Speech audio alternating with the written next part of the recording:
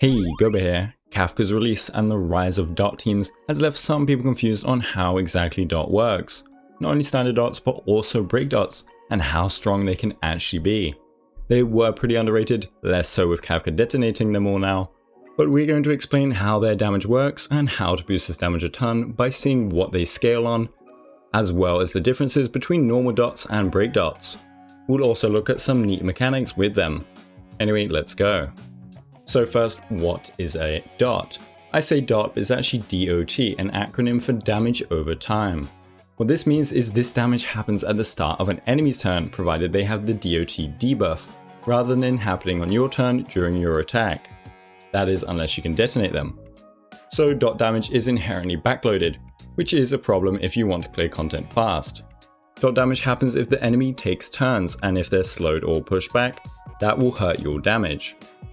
DoTs cannot crit and do not snapshot. The stats and buffs your DoT unit has at the enemy's turn or during detonation are the stats used to calculate their damage. DoTs can stack with each other if they're from a different unit or a different source, and can stack with break dots too. So if you run Servile on Kafka with her signature light cone, for example, you can have 5 shocks on one enemy. Not everything is a DoT either. Every element has an elemental debuff, but there are only 4 of those that apply a DoT. Fire, lightning, physical, and wind all can apply dots from either their kit or breaking. Their dots are named Burn, Shock, Bleed, and Wind Shear respectively. Burn and Shock so far are simple. They do enable some extra mechanics in people's kits, but Bleed is based on max HP with an upper scaling limit, and Wind Shear has a stacking mechanic, stacking up to 5 so far. Freeze and Entanglement look like they could be dots, but they're actually pursued or additional damage, and alongside Imprisonment, which has no damage, these 3 are all crowd control debuffs rather than dots. Freeze will make the enemy skip their turn but advance their next turn by 50%, Entanglement will push back enemies, and Imprisonment will push back enemies even further before applying a strong slow, which will double down on reducing the enemy's turn count. So first, let's look at standard dots, which come from skills, talents, traces, light cones, basically anything that isn't a break. An example of each is Bleed, that comes from Luca's skill, Wind Shear, that comes from Sampo's talent, Burn, that comes from Himiko's A2 passive, and Shock, classified as a road, that comes from Kafka's signature light cone. So how do we apply a standard DoT? Well, these debuffs all have a base chance of occurring. This base chance will be multiplied by your effect hit rate, and then by the enemy effect resistance and debuff resistance. Effect resistance is a universal percentage that varies on enemies. At max level, enemies usually have around 30 to 40% effect resistance. This means your base chance, even at 100%, will be multiplied by 1 minus their effect resistance, meaning you'll need effect hit rate to counterbalance it. Debuff resistance is not universal and is instead specific to a certain element's DoT or debuff. Every element has a debuff resistance specific to them, like shock resistance, which is an additional multiplier, versus the shock debuff. So let's do a quick example calculation. Kafka's Shock on her ultimate has a 130% base chance after unlocking her A6 passive. If we fight the most resistant enemies, we multiply that by 1 minus 40%, or 0.6. This gives us a 78% chance of hitting our Shock. So to find how much effect hit rate we need, we reverse this formula. If we want a 100% chance of landing this Shock, we divide 100 by the enemy effect resistance multiplier rather than multiplying it, then divide it by our base chance. So 100 divided by 0.6 divided by 1.3. This shows that we need an effect hit rate multiplier of 128.2, which means 28.2 effect hit rate, or 29 to be safe. You won't be fighting enemies with your respective DoT or debuff resistance if you're playing strategically. So you won't be facing debuff resistance all too often. But if, for example, we face a Thunderspawn who has 100% shock resistance, that would make our formula now multiply by 0, and no matter how much effect hit rate we have, we won't ever hit that shock. Now, how do these dots do damage? Well, they take the standard damage formula for any other kit-based damage and just remove the crit multiplier. That means to invest into their damage, you have to rely more on the base damage, so your scaling factor and traces, as well as damage percent and enemy modifiers like defense reduction, resistance reduction, vulnerabilities, and breaking the enemy's toughness. So DoT units require more investment, but they get more consistent damage, rather than crit units that still have RNG and crit chasing to deal with. So before enemy modifiers, we have the base damage, found by your scaling factor, which is attack for most, or defense if we consider the trend light cone. Increasing this stat increases your damage. It is then multiplied by your multiply value, so increasing trace level or superimpositions of a light cone will increase this damage too. We then have the damage percent multiplier, which means all universal damage percent bonuses like Good Night Sleep Well. Then we have element specific damage bonuses like your planar sphere, and then we have dot specific damage percent bonuses like the Eyes of the Prey light cone. We then have enemy modifiers, which we'll talk about in a bit since they also affect break dots. So break dots only come from breaking an enemy's toughness bar. Every enemy has an amount of toughness and attacks will deal toughness depending on their attack type. To find all the toughness damage values you can check the wiki, but to summarize, single target attacks do more than AoE attacks in toughness damage on a single target, that is normal. Ultimates will do more than skills, and skills more than basic attacks. Enhanced basics will also do a ton and vary. If you're fighting a wave of enemies, then AoE toughness damage can be incredible to have. So when you do break this enemy's toughness bar, you'll do initial break damage, which is not what we will focus on today.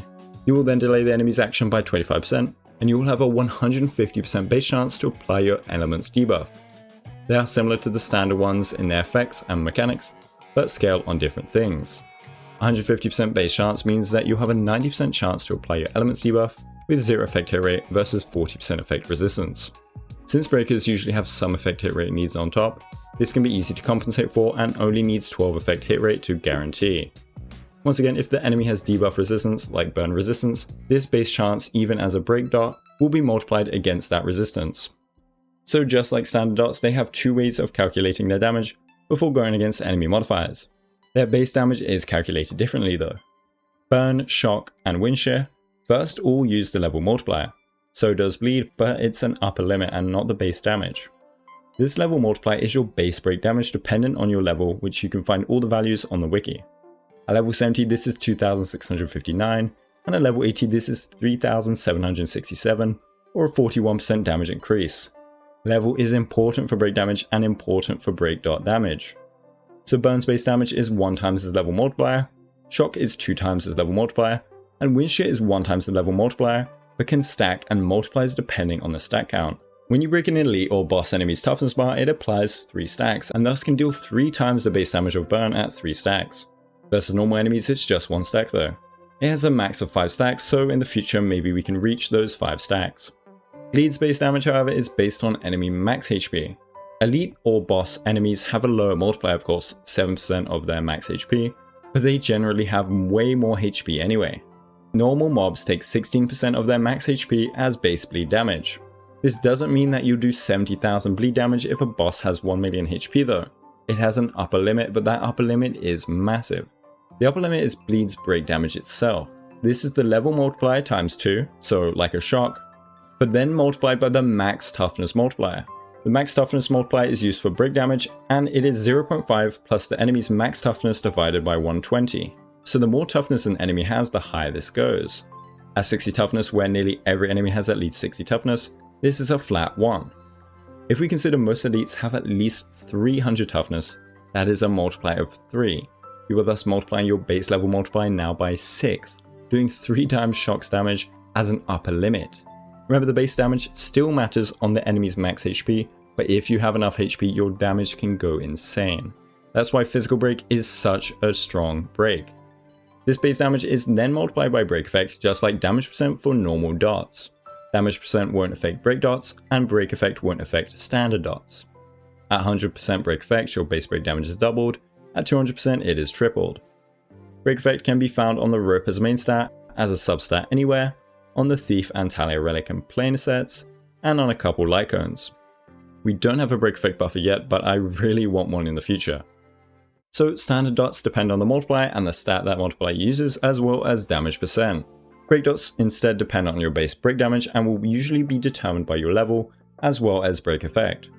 Then these both are multiplied against enemy modifiers. We talk about this pretty in depth in my damage maxing guide, so if you want to know all the details on those, you can watch that video.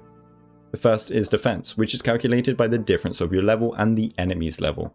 The more defense reduction or ignore you have, the higher this multiplier goes, but it will always be 1 or under, so your damage is always reduced.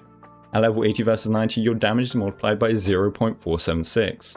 So getting defense shred through Silverwolf, Pella, the Resolution Light Gun, and the Quantum Set's defense ignore can all be great boosts. The more damage reduction you get, the more it increases your damage. Stacking it is very strong. Next is resistance. If an enemy is weak to you, they have 0% resistance against your damage type, and your multiplier is 1.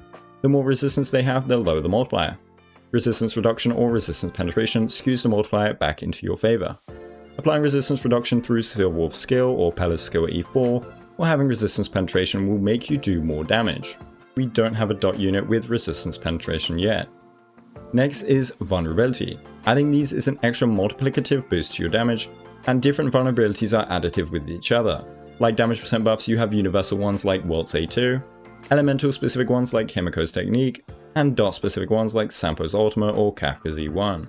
The final way of increasing your DoT damage is by having the enemy's toughness bar broken.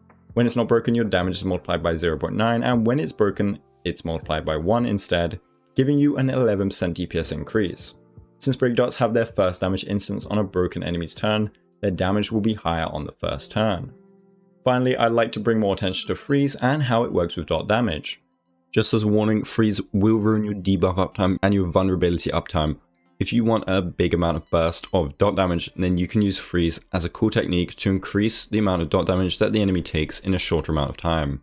At first, you'd think freeze being a control effect ruins your DoT damage, and yes, it kind of does if you have a dedicated breaker in your team, and their break is replaced by your ice unit's break. That is probably a loss in damage.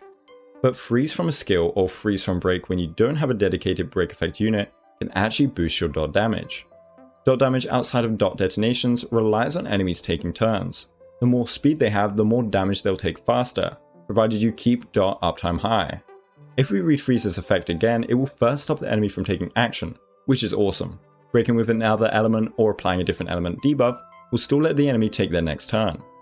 So not only do you get some survivability, let's now read the second effect. It will advance their next turn forward by 50%. This means your next turn of DoT damage will be taken 50% faster than normal.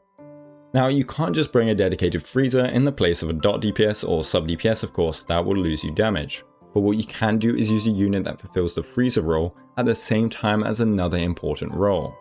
Now these three units are March 7th, Jeopard, and Pella. March 7th and Jeopard provide the solar sustain role needed for every team that isn't zero cycling. Jeopard is much easier to use and is skill point positive. His skill can freeze, but it's single target, a low chance, and requires E1 to use effectively alongside a skill point. March requires good skill point management for her shields, but with energy and effect hit rate she can AoE freeze with her ultimate, and her toughness damage is pretty good. Another bonus these two can use is of course the Trend of the Universal Market light cone, which also provides DoT as a fun bonus. It's not too much, but it's there if you want to go full DoT fun. Pella provides a debuffer role instead, whilst also having great toughness damage with her fast ultimate rotations. She provides the AoE defense shred that DoT teams adore, and can either get more with resolution, or have a 2-turn rotation with Silverwolf's 4-star light cone. So in the future, if we get a freeze harmony that can buff DoT teams or freeze abundance, they can also fill similar roles for DoT teams. Just remember that a lot of teams have control resistance or freeze resistance. Anyway, that's all on DoTs. I hope it helped, and if it did, please consider subscribing for more. Thanks to all my amazing YouTube members. Thanks for watching. Have a Guoba day.